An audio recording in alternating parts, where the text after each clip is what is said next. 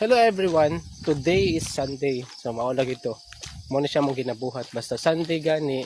Ga walking mi, gaduha mi og kanang sana lang badminton, volleyball with the kids.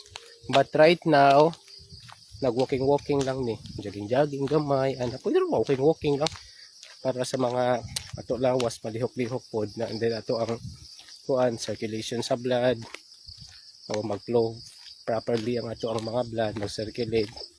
So mo na amog invite tanan, especially those who are working Monday to Friday or to Saturday nga magkahin gyapon og time para sa exercise like walking, kamo lang mag-badminton ba kamo or anything, any sports na para ninyo